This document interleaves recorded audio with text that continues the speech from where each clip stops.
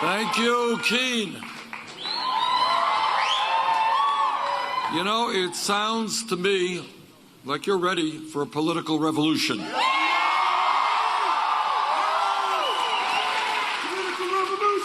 It sounds to me like you're tired of establishment politics and establishment economics. And I don't know what to say because Giselle and Eliza said it all, but I'll try. Last night in Iowa, we took on the most powerful political organization in this country. Last night, we came back from a 50-point deficit in the polls.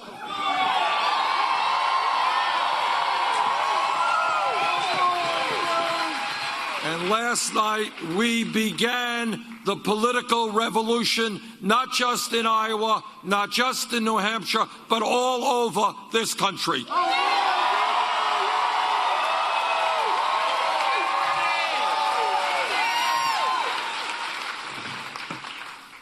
What is this campaign about? It's not about spin.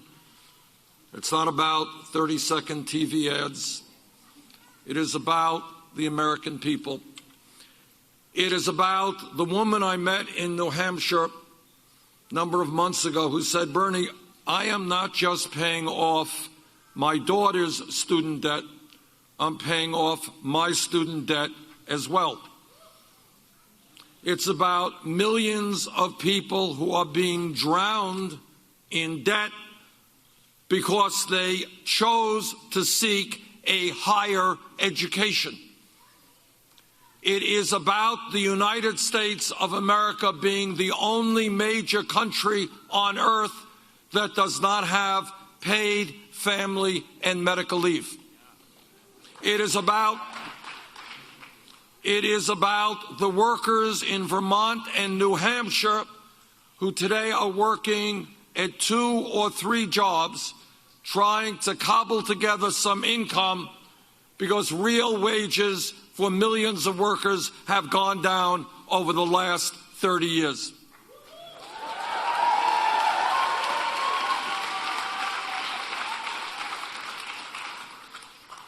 It is about a rigged economy when elderly folks and working families are struggling to keep their heads above water economically, while almost all new income and wealth is going to the top 1%. It is about a nation today which has more income and wealth inequality than any major country on earth, and it is worse here today than at any time since 1928.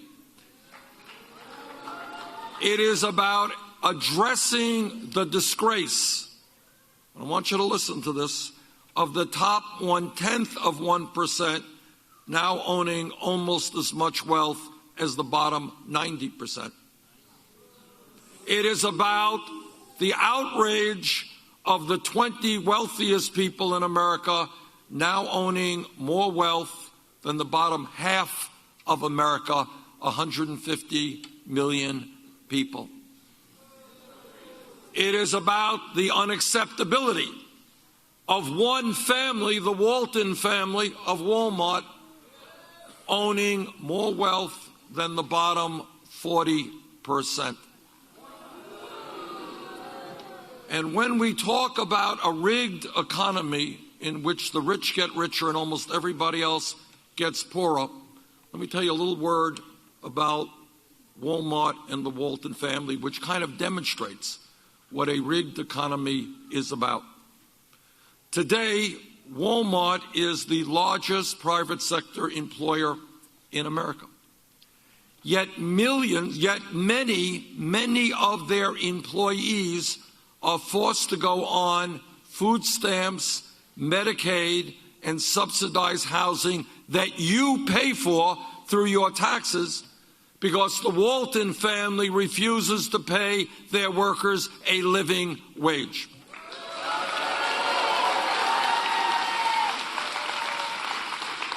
So when my Republican colleagues go around the country and they talk about welfare abuse, let's be clear. The major welfare abuser in America is the wealthiest family in America, the Walton family.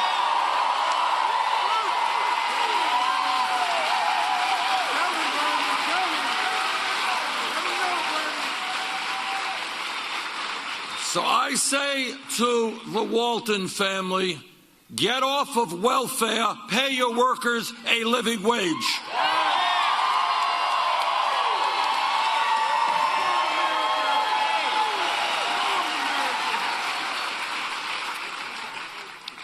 And when we talk about what's going on in this country, when we talk about why we have one of the lowest voting turnouts of any major country on earth, when we talk about why so many of our people have given up on American democracy, and they look at Washington and they say, I am hurting. I'm struggling to keep my head above water economically. My kid can't go to college. I can't afford child care. What are they doing in Washington? And I'll tell you what they're doing in Washington. They're out hustling for large campaign contributions from the wealthiest people in this country. Now, as all of you know, 6 years ago, as a result of one of the most disastrous Supreme Court decisions in history, Citizens United case, what the Supreme Court said by a 5-4 decision, what they said to the wealthiest people in this country, to the billionaires, to corporate America, they said, you guys already own much of our economy. Now we're going to give you the opportunity to buy the United States government. And that is precisely what they are trying to do right now.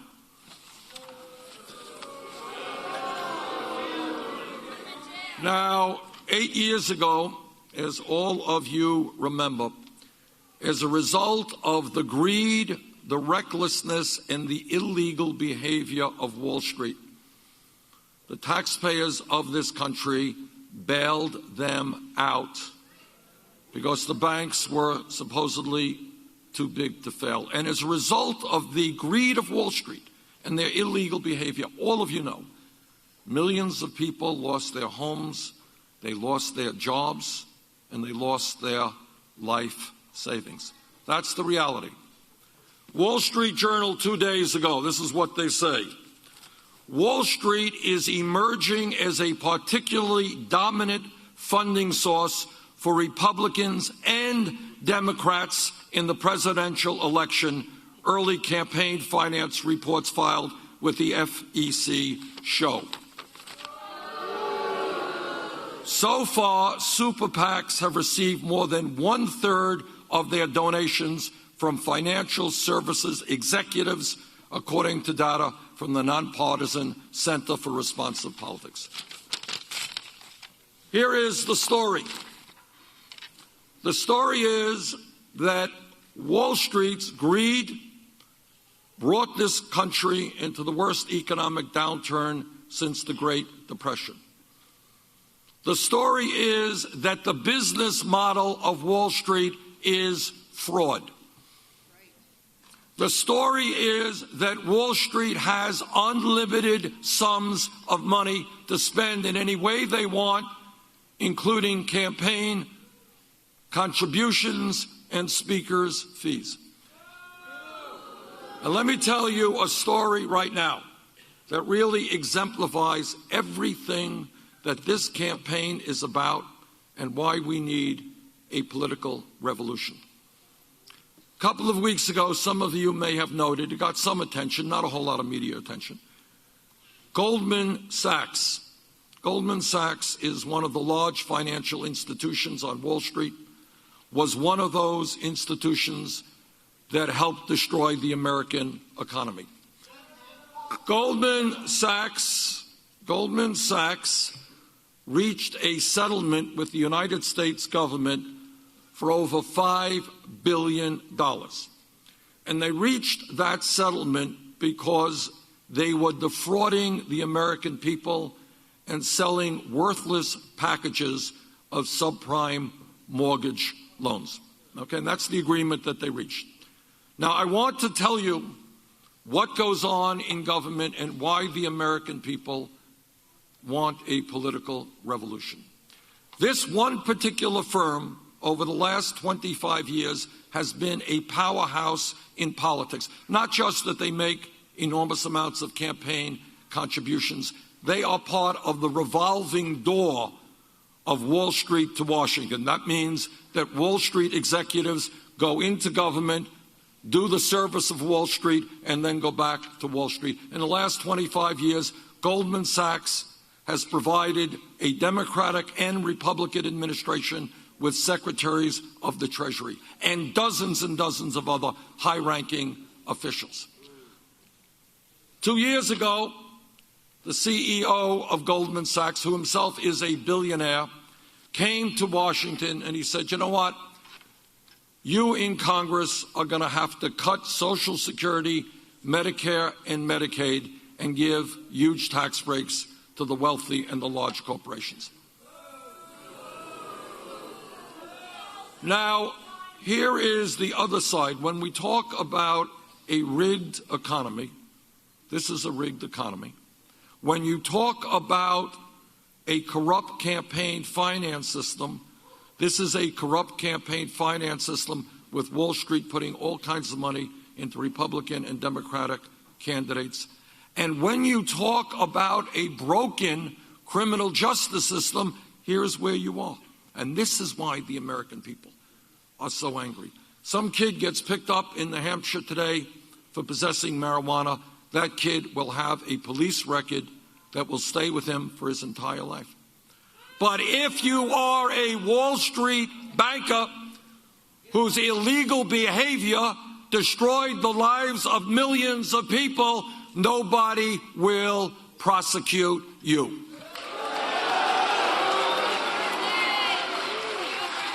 So we're living at a time where not only are banks too big to fail, bankers are too big to jail. Together, we are going to change that.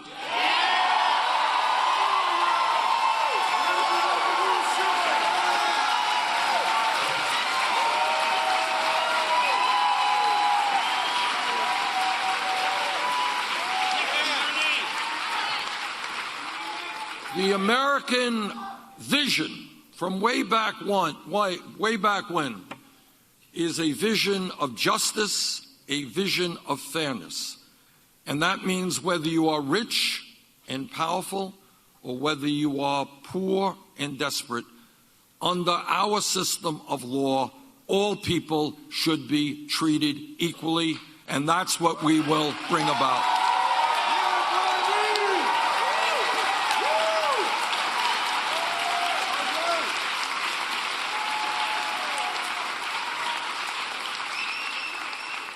When we talk about the economy, it is not only talking about a massive and grotesque and immoral level of wealth inequality. It is also talking about income inequality. Now, in Vermont and here in New Hampshire, I know we got so many people who are struggling hard economically. I have talked to seniors who are trying to get by on $12,000 a year Social Security. They can't do that. And at a time when mom is out working and dad is out working and the kids are out working, 58% of all new income generated today is going to the top 1%. So you guys ready for a radical idea? Together, we are going to create an economy that works for working families and not just the 1%. All right.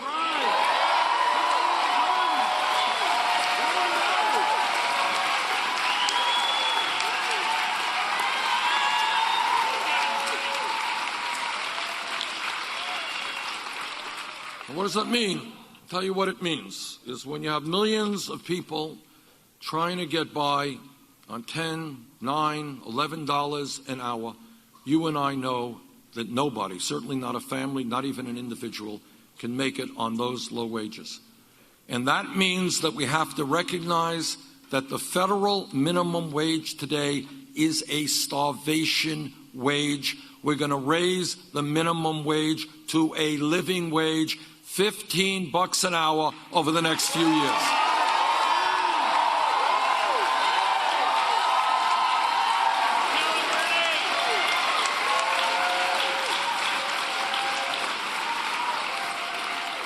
It is not a radical idea to say that if somebody in America works 40 hours a week, that person should not be living in poverty.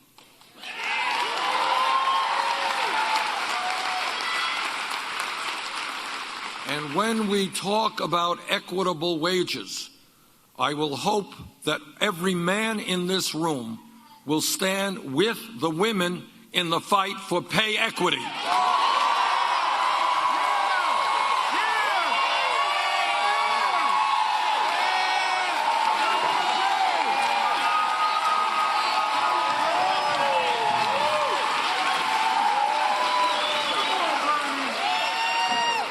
We will not accept the injustice of women making 79 cents on the dollar compared to men. There is no rational economic reason why that is taking place. It is nothing more than old-fashioned sexism, and together we're going to end that.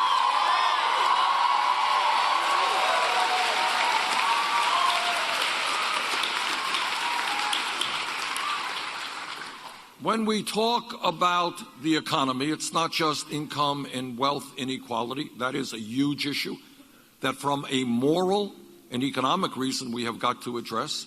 It is not only low wages, in which millions of people are just struggling desperately and going nowhere in a hurry economically. It is also the simple fact that unemployment today in America is much, much higher than the official statistics tell you. Every month there's a report, the number of unemployment reports that come out. One of them is the official report, says that unemployment in America is 5%. Anybody believe that? No. Smart group of people. Okay, because buried away there's another report. And that report includes not only people who don't have any jobs, but people who are working part-time when they want to work full-time or have given up looking for work. Then you add that together, real unemployment is 9.9%. And let me tell you something even worse that we never, ever talk about, and that is youth unemployment in this country. Youth unemployment. What we have today is if kids graduated high school between 17 and 20, if the kids are white, 33% are unemployed or underemployed. For Latinos, 36%. For African American kids, 51%. So are you, and then tied to that reality, in my view, is another national tragedy. We have more people in jail than any other country on earth.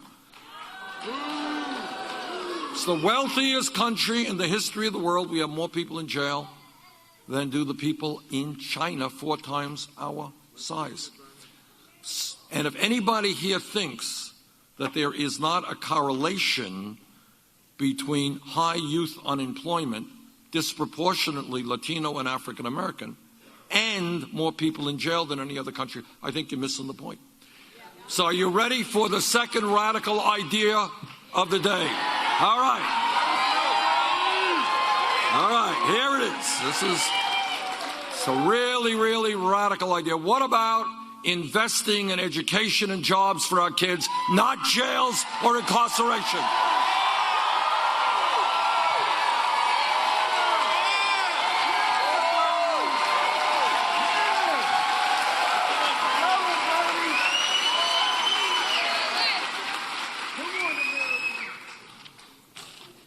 And when we talk about our economy, it goes without saying that in the United States we should have the best educated workforce in the world. It's kind of a no-brainer.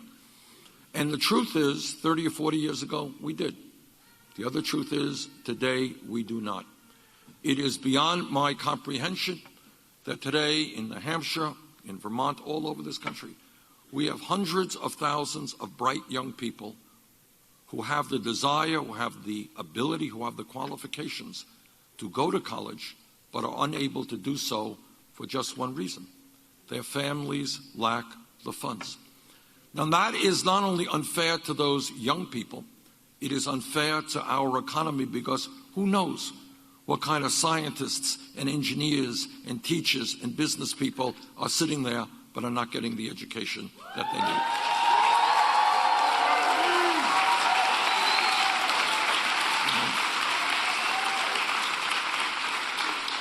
Now, 150 years ago, very brave people, very intelligent people with a lot of foresight, they said, you know what, we got to fight for public education, that it's wrong for wealthy families to be able to send their kids to school while our kids are working in factories or on the farms. And they fought.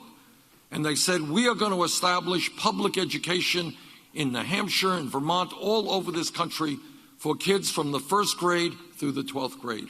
That was an extraordinary achievement. The world has changed over the last 100 years.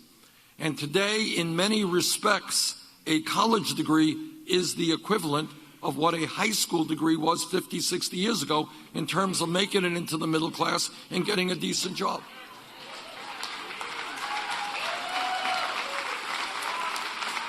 So it seems to me to be obvious that when we talk about public education today, what we have got to be talking about is making public colleges and universities tuition free.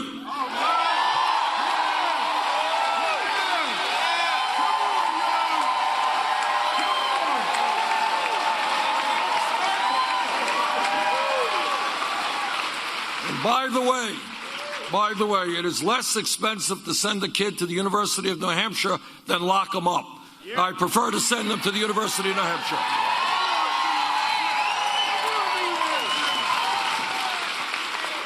Or the University of Vermont, whatever. But the point is that as a nation, we cannot ignore this painful reality of having more people in jail. And we will together end that national disgrace.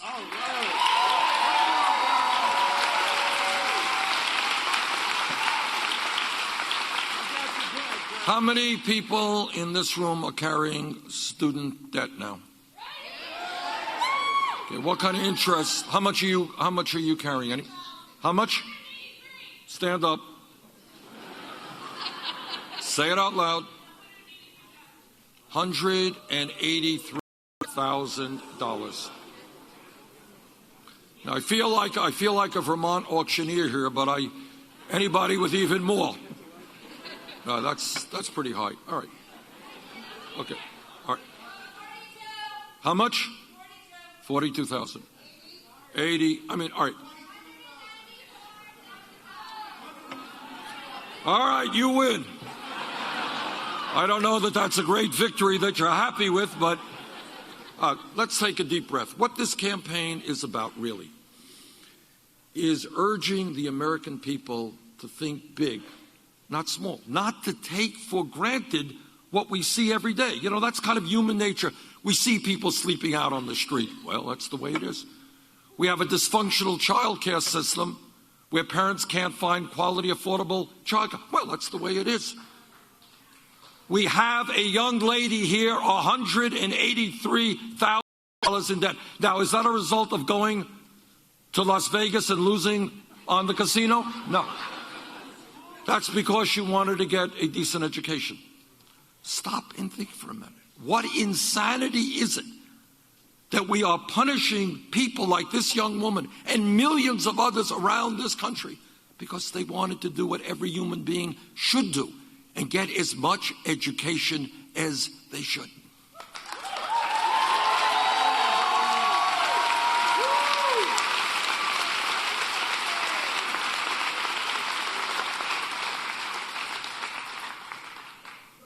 So this is what we're going to do.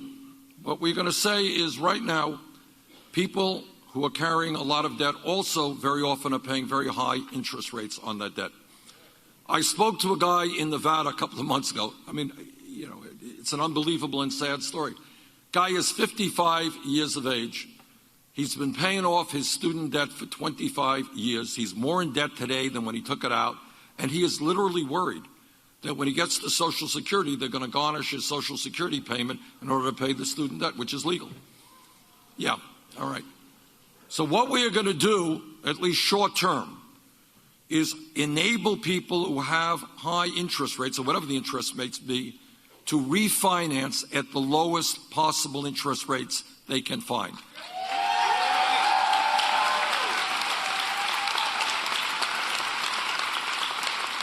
I have talked, here's, you know, what you got now is you have people paying 6, 8, 10% interest rates on student debt, yet you can refinance your home for 3 or 4%. People should have the right to get the lowest interest rates they can. It will save them very substantial sums of money in terms of student debt. Now, I am often criticized. Every day I'm criticized. But here's one of the major criticisms. They say, you know, Bernie, that sounds great. You're going to help this young lady over there. You're going to reduce her student debt.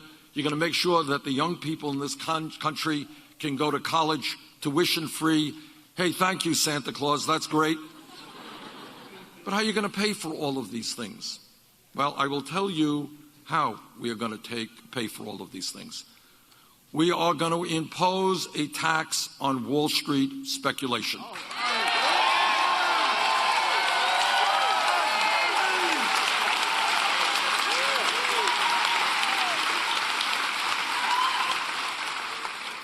Now, when Wall Street's illegal behavior and greed nearly destroyed our economy, you were kind enough to bail them out.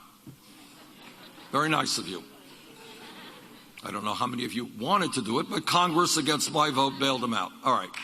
Now, it is Wall Street's time to help the middle class.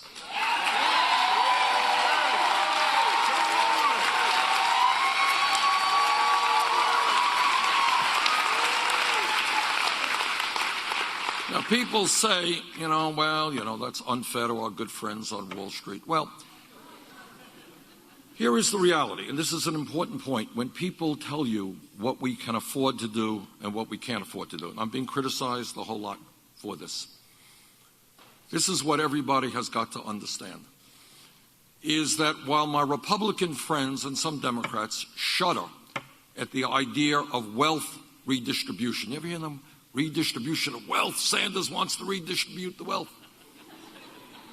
I want you all to understand this. In the last 30 years, there has been a massive redistribution of wealth. Problem is, it's gone from the pockets of working families to the top 1/10 of 1%.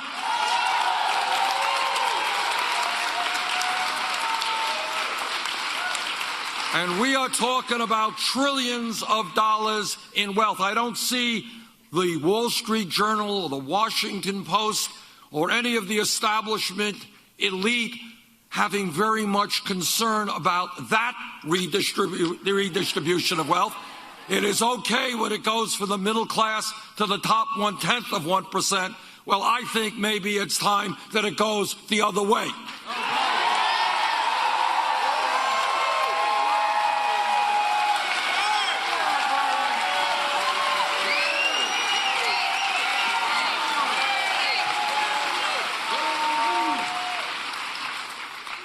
So we need to, A, think big. Nobody denies the fact that for us to survive economically, for us to do well economically, we need educated workers. For our democracy to thrive, we need an educated population. So yes, Wall Street, you are going to have to pay more in taxes so our kids will get a good education.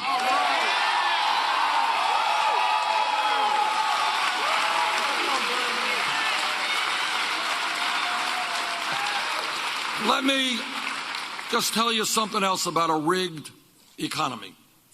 This is a rigged economy. Today, you have enormously profitable corporations, in some cases making billions of dollars a year, paying zero in federal income tax. And that is because they stash their profits in the Cayman Islands, Bermuda, and other tax havens. We're losing about $100 billion a year in tax revenue. Now, in my view, when we have an infrastructure, our roads and our bridges, that are in many parts of this country in massive disrepair, our water systems, our wastewater plants, rail, airports, we need to rebuild our infrastructure. And when we do it through $1 trillion investment, we can create up to 13 million decent-paying jobs.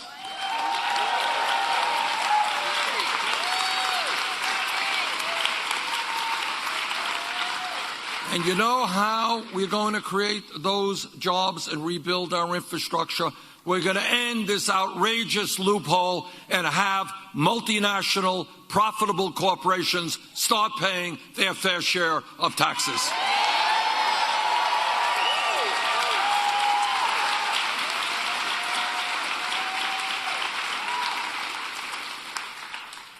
And when we talk about the issues facing not only the United States but the world, let me be very clear as a member of both the Environmental Committee and the Senate Energy Committee, and that is climate change is real, it is caused by human activity, and it is already causing devastating problems all over this country and the world.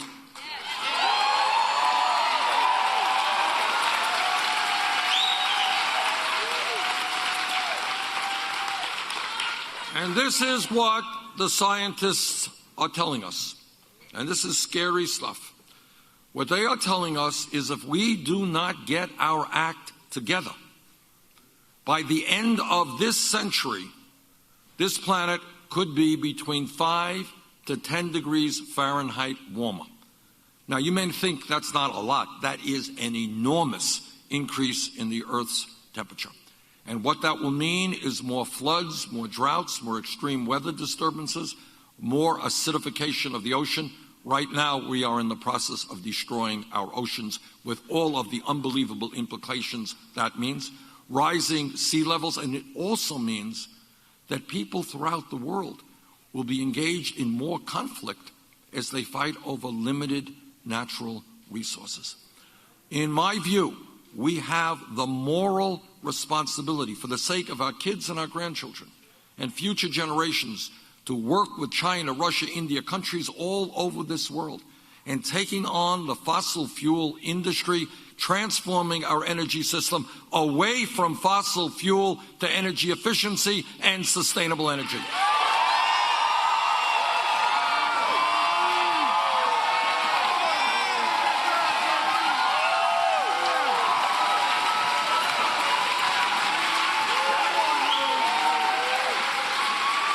Now, let me connect a few dots here. I mentioned before the power of Wall Street in getting what they want because of their enormous campaign contributions and because of the revolving door which places their people in government. Let me give you another example, equally significant. Today, we have many candidates on the Republican side running for president. It is rather amazing that given the fact that virtually the entire scientific community recognizes that climate change is man-made and already causing devastating problems, we do not have one Republican candidate for president acknowledging that reality. Rather, we have that brilliant scientist, Donald Trump, who has analyzed this situation thoroughly, spoken to many, many scientists, and he has concluded that climate change is a hoax pushed by the Chinese. Now, that shocked me very much because I would have thought that Trump believed it was a hoax pushed by the Mexicans. or the Muslims, but the Chinese. But it is laughable in one sense, but it is not laughable in another sense. When you have people ignoring science, I don't know how you make rational public policy. You don't, and that's scary stuff. But here's the point where I want to connect the dots. I work with Republicans. I'm on a lot of committees with Republicans. We deal with Alzheimer's and cancer and all kinds of stuff. And they live in this world. They ask sensible questions. They have the same concerns. How does it happen that on this issue of climate change, none of them is prepared to deal with science? And the answer is pretty simple. The day that any Republican candidate told the American people that climate change was real and that it had to be dealt with, on that day, that candidate would lose his campaign funding from the Koch brothers, ExxonMobil, and the fossil fuel industry.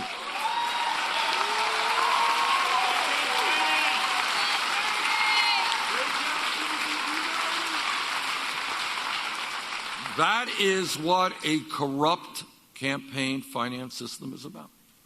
It's about allowing people on Wall Street to do illegal, dangerous things with impunity and to enable presidential candidates to ignore science. And that is why, together, we are going to overturn Citizens United.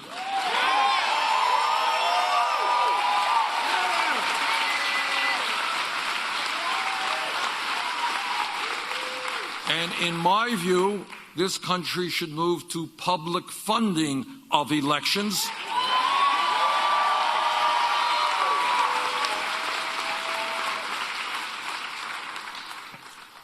Now, in this campaign, I have been attacked for stating that I believe that all Americans are entitled to health care. So let me be very clear about it so there is no misunderstanding. Yes, I believe that health care is a right of all people, not a privilege.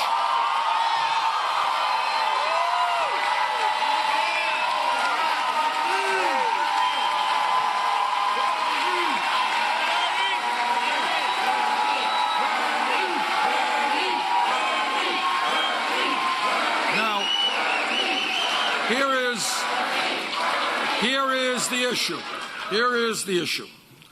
I'm on the committee that helped write the Affordable Care Act, and in my view, the Affordable Care Act has done a lot of good things. It has ended this obscenity of pre-existing conditions. Remember that? History will look back and say, I can't believe it, that people went to get an insurance policy which promised to insure them for everything except what they needed insurance most for. That's true. It's like getting fire insurance, but they're not paying if you have a fire. It's gone. What we have also done is added, as a result of the ACA, some 17+ million people to the ranks of the insured. We have also protected women against being discriminated against in terms of the cost of their health care premiums for the crime of being a woman.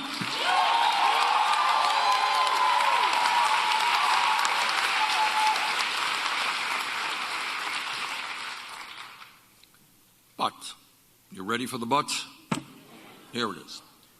Every major country on earth, everyone, our neighbors to the north in Canada, thank you, Canadians, the UK, France, Germany, Scandinavia, Holland, you name the country, every major country has said that health care is a right for all people. Now, in our country, and this is important to note, today we have, despite the ACA, 29 million people without any health insurance, and we have even more people who are underinsured with large deductibles and large copayments. Anybody here in that status? Okay. So I talk to many people, have $5,000 deductible, $10,000 deductible. That means you don't go to the doctor when you should if you are sick. And here's the sad truth. We lose thousands of people a year just for that reason. They go to the doctor when it's too late, situation is terminal, they die, or they end up in the hospital at great pain and suffering.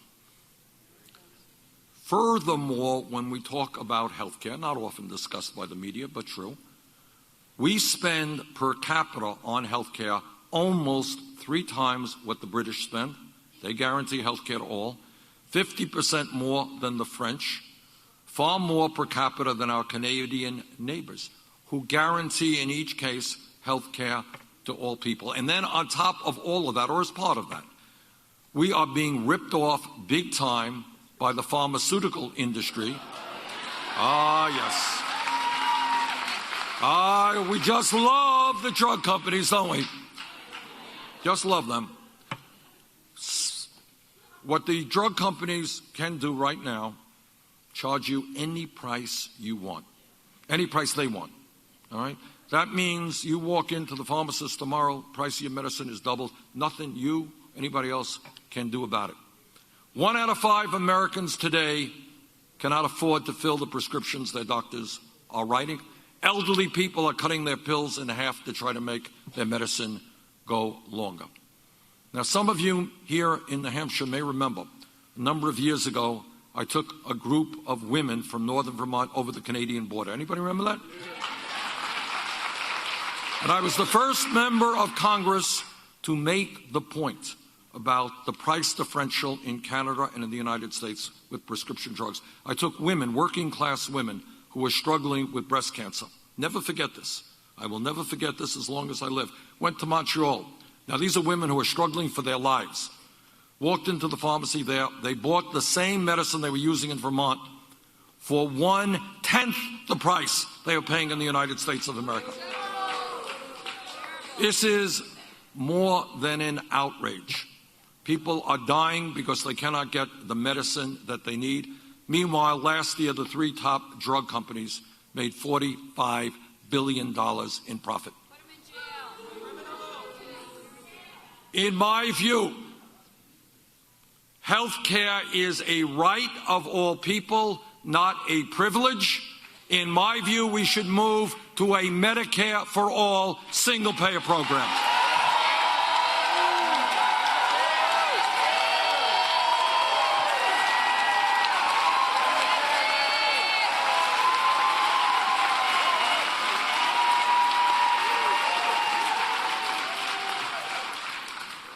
Now, as all of you know, there are a lot of people out there who say we can't do these things. You know, Bernie Sanders is thinking too big. Health care for all, free tuition at public colleges and universities, rebuilding our crumbling infrastructure, creating a world-class child care system, leading the world in terms of climate change, ending the absurdity of having more people in jail, dealing effectively with income and wealth inequality, ending institutional racism and a broken criminal justice system.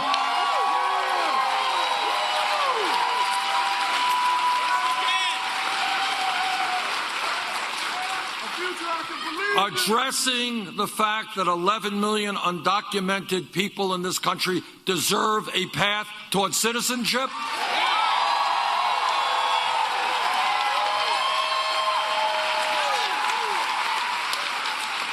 Standing up to the Republicans who want to deny a woman the right to control her own body.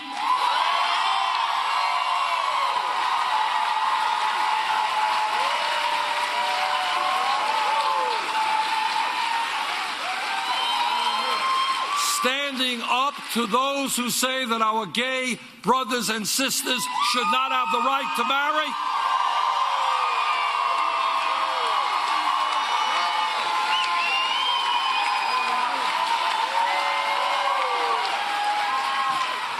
And what our opponents are saying, and they're not bad people, but what they are saying, Bernie, this is too ambitious. Don't you understand that Wall Street rules?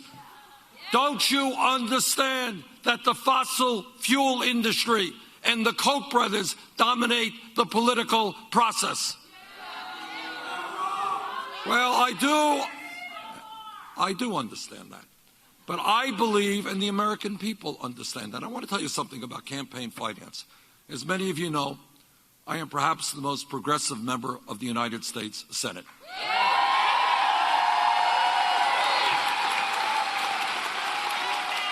But as I go around this country and I talk about my outrage that billionaires are now buying elections, that Wall Street has so much impact over our political process, it is not just progressives and Democrats who share those views. You got a lot of moderates, you got a lot of Republicans who say, yeah, we disagree on the issues. But no sensible American believes that the Koch brothers and a few of their billionaire friends should be able to spend $900 million in this election cycle.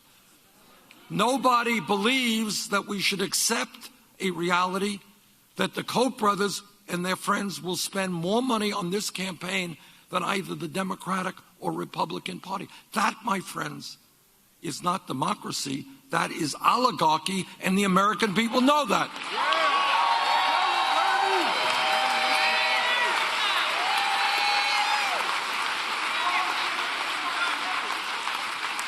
So what is this campaign about? What this campaign is about is a very simple principle. It's called political revolution. What does that mean? What it means is that if we continue along the path of what happened in November 2014, our last national election, where 63% of the American people didn't vote, where 80% of young people didn't vote, we continue along that path.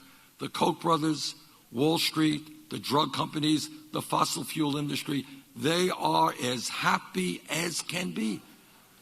Because if we don't get involved in the political process, they will continue to dominate the political process.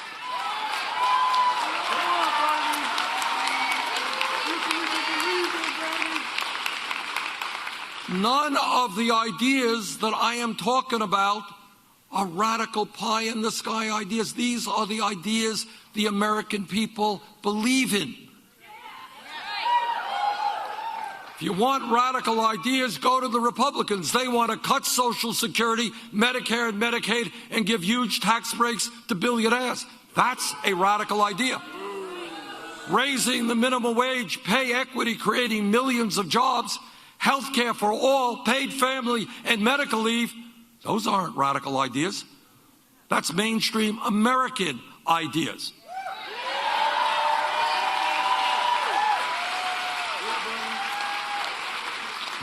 So where are we today? Where we are is an understanding that nothing significant will change. No president, I'm the only candidate who will tell you this, no candidate for president, not Bernie Sanders or anybody else, can do this alone. Can't do it alone.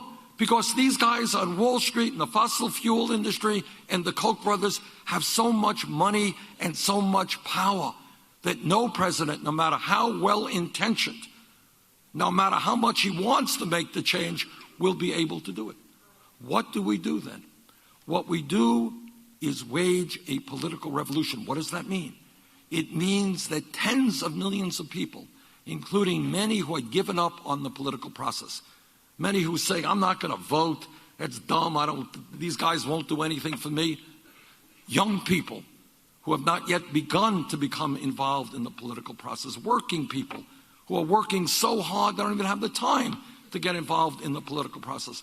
What the political revolution means is that we have got to do a lot of hard work.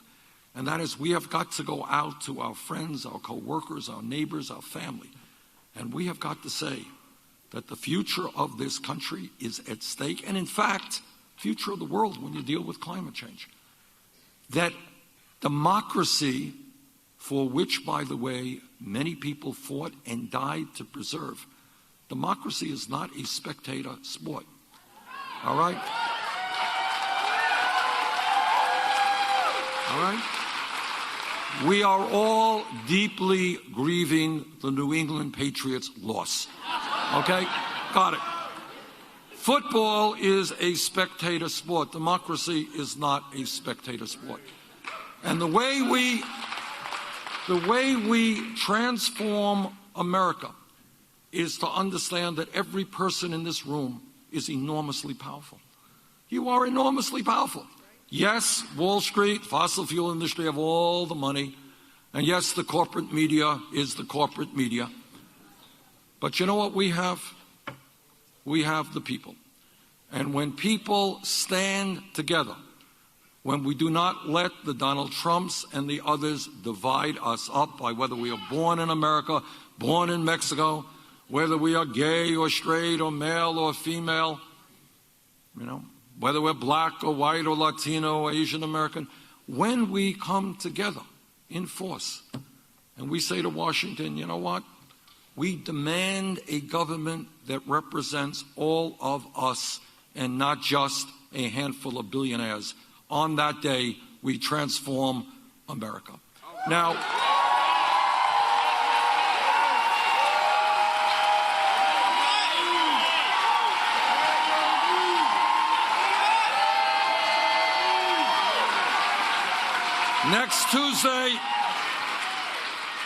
next Tuesday, New Hampshire will hold the first primary in the country. And you will have the opportunity to help lead this country in a very, very different direction. Please come out and vote. Please bring your friends and everybody you know. If we win here in New Hampshire, after our great showing in Iowa, we're going to do well in Nevada and South Carolina.